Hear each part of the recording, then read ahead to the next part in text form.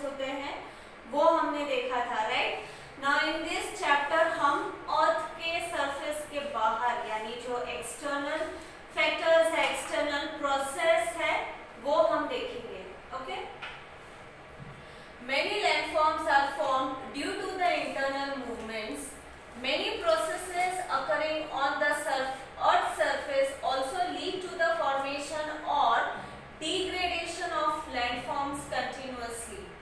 In this lesson, we will be studying the exogenetic, that is external processes, and the landforms formed by them.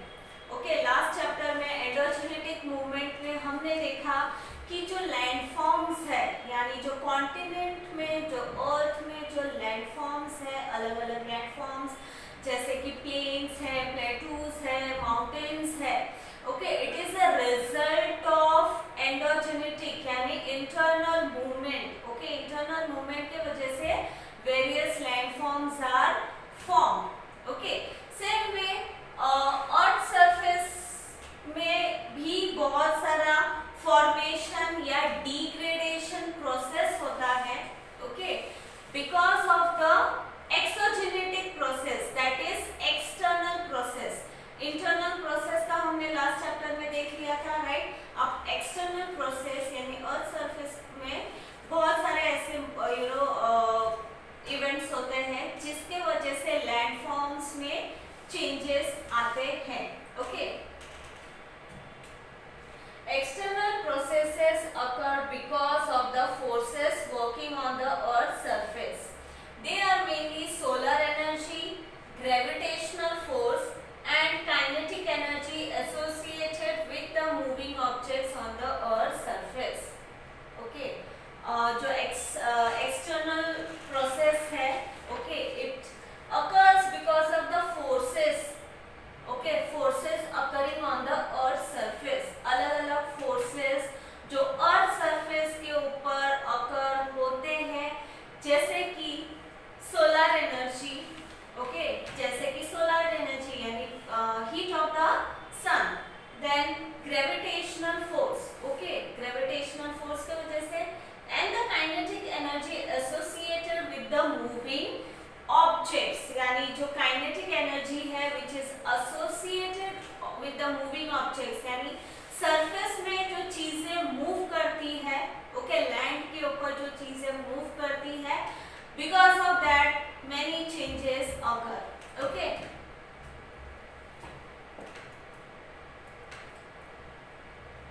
Now let us see, do you know landforms formed on the Earth's surface as a result of internal movements are called primary and secondary landforms. For example, continents, mountains, plateaus, plains, etc. Okay, landforms that are formed on the Earth's surface because of the internal movement, जो मैंने आपको पहले ही बताया था, internal movement की वजह से जो landforms form होते हैं Earth surface में, it is called as primary or secondary landform. उसको हम क्या बोलेंगे, primary या primary and secondary landform, and which consist of continents, hills, mountains, hills, plateaus, plains, etc. Okay, because of the external processes like weathering, erosion, transportation, and deposition, the primary and secondary landforms give way to the tertiary landforms. For example, valleys, sand dunes, delta, U-shaped valleys, etc. Okay, and external process जैसे कि weathering, erosion, transportation और deposition, जिसके बारे में हम आगे और detail में पढ़ेंगे। ओके, उसके वजह से जो प्राइमरी और सेकेंडरी लैंडफॉर्म है उसमें चेंज आता है और एक टर्शरी लैंडफॉर्म क्रिएट होता है।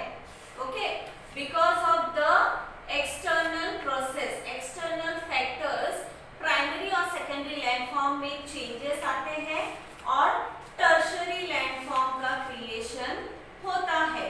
Example, valley, sand dunes, delta, U shape valleys etcetera. Okay, ये सारे एग्जांपल्स है टर्शरी लैंडफॉर्म्स के। नाउ सी पिक्चर, यहाँ पर पिक्चर दिया फिर फिगर 3.1 में exfoliation of dome shape hills, that is mechanical weathering. Weathering जो है ओके वो भी अलग अलग टाइप के होते हैं। अभी यहाँ पर रॉक आपको दिख रहा है okay. Exfoliation of dome shape hill, ये डोम शेप हिल है, माउंटेन है, वहाँ पे एक्सफोलिएशन प्रोसेस हो रहा है okay, that is called mechanical weathering. Then block disintegration, यानी जो बड़े बड़े रॉक्स होते हैं, जो बड़े बड़े पत्थर होते हैं, वो उसके ब्लॉक्स टूट के गिरते हैं ओके, मोटे मोटे पत्थर के ब्लॉक्स टूटते हैं, that is also mechanical weathering. And यहाँ पर आपको दिख रहा है एक पत्थर कैसा चूर चूर हो गया, टुकड़े हो गए उसके, दैट इज शैटरिंग ओके। वो क्या है, शैटरिंग है, it is also mechanical weathering process okay.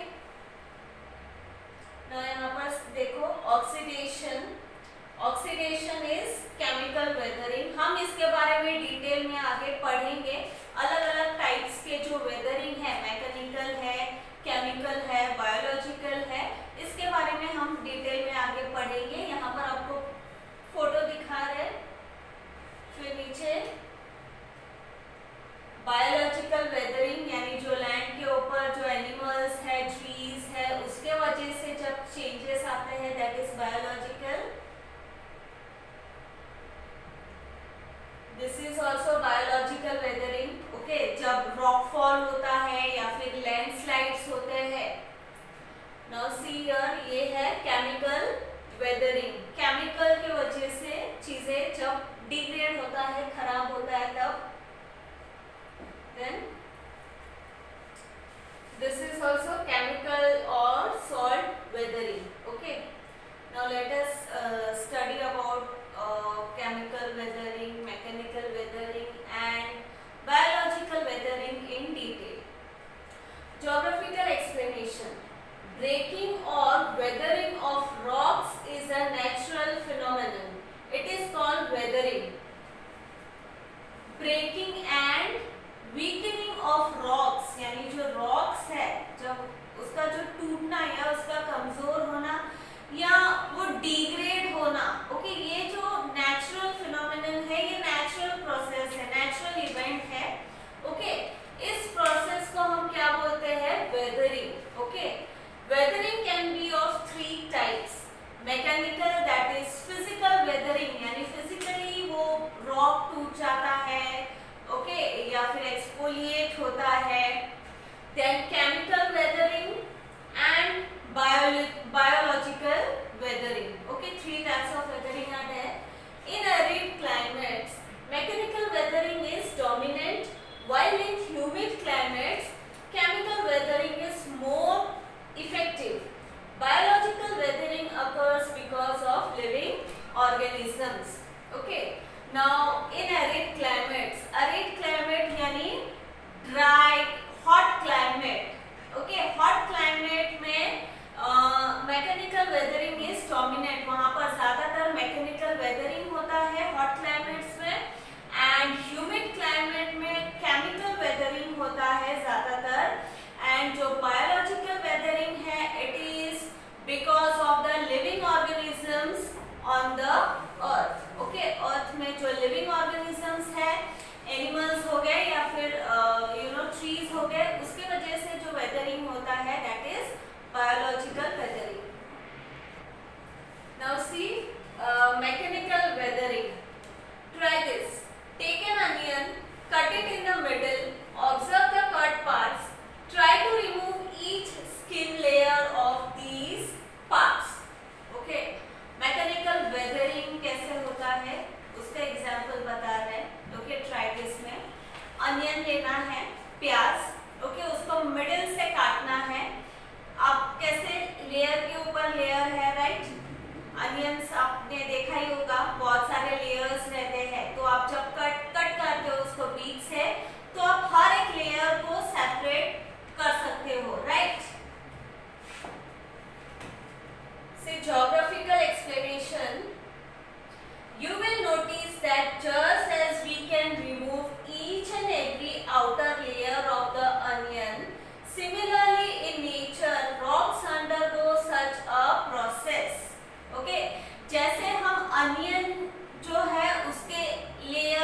निकाल सकते हैं, ऊपर से अंदर तक उसके लेयर निकाल सकते हैं, यानी बहुत सारे लेयर से बना हुआ होता है।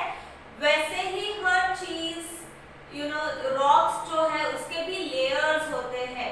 ओके, एंड नेचर में सिमिलर प्रोसेस गो थ्रू करता है रॉक। ओके, तो वैसे ही जो लेयर्स होते हैं उसके ऊपर के नीचे ऐसे बहुत सारे लेयर्स से बने होते हैं। The exposed part of the rock heats more while the inner part is comparatively cooler. As a result, the outer layers of the rock fall apart from the main rock. This is called exfoliation of the rock. जो outer layer है rock का, उसमें because of the heat वो गर्म हो जाता है, and जो इनर लेयर है रॉक का वो कूलर रहता है, वो उतना गर्म नहीं होता। एंड बिकॉज ऑफ दिस क्या होता है, जो आउटर लेयर है रॉक का वो हीट अप होता है and it falls apart from the main rock.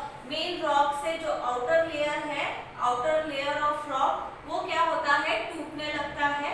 Okay, week हो जाता है because of the heat of the sun, वो वीक हो जाता है और उसमें क्रैक्स आते हैं, टूटने लगता है। This process is called as exfoliation of the rock. उसको क्या बोलते हैं, एक्सफोलिएशन ऑफ द रॉक, मतलब जो आउटर लेयर है वो क्लियर हो जाता है। ओके, नाउ सी हियर, ये पिक्चर में आपको दिख रहा है एक्सफोलिएशन। ओके, कैसे लेयर्स होते हैं अलग अलग, और ऊपर का layer because of the heat, because of the temperature खराब हो जाता है तो वो टूट के गिर जाता है। Okay, mechanical weathering mainly occurs because of the following reasons. Mechanical weathering जो है वो बहुत सारे रीजन के वजह से होता है, जैसे कि temperature, Frost, crystal growth, release of pressure, water. Okay, ये सारे रीजन के वजह से मैकेनिकल वेदरिंग रॉक्स में होता है। Okay, now let us see temperature. The minerals in the rocks expand because of heat and contract when temperature decreases. Due to such continuous contracting and expanding, tension develops in the rock particles. Okay, rocks में बहुत सारे minerals होते हैं. Okay, and because of the heat of the sun, because of the temperature, वो expand होता है. Okay, और contract होता है। टेम्परेचर जब डिक्रीज होता है तो वो कॉन्ट्रैक्ट होता है, एंड ये प्रोसेस चलते रहता है, expansion and contraction, expansion and contraction, ये प्रोसेस चलते रहता है। उसकी वजह से टेंशन डेवलप होता है रॉक के पार्टिकल्स, यानी रॉक का जो पार्टिकल्स है उसमें टेंशन डेवलप होता है। Each mineral reacts differently to the temperature.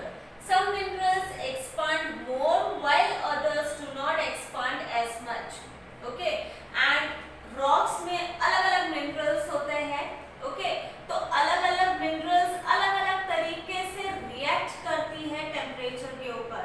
Okay, कोई-कोई minerals temperature की वजह से ज़्यादा expand करते हैं, तो कोई-कोई minerals temperature की वजह से उतना expand नहीं करते.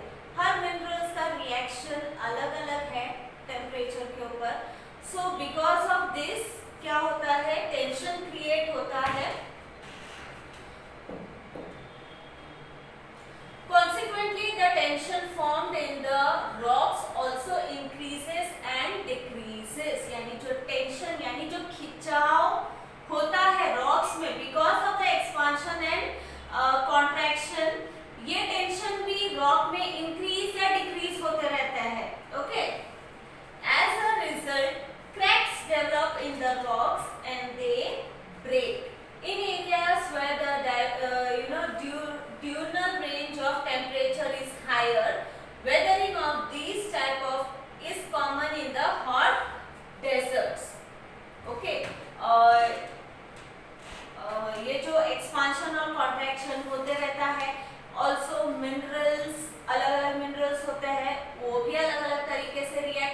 है, ओके, टेम्परेचर में।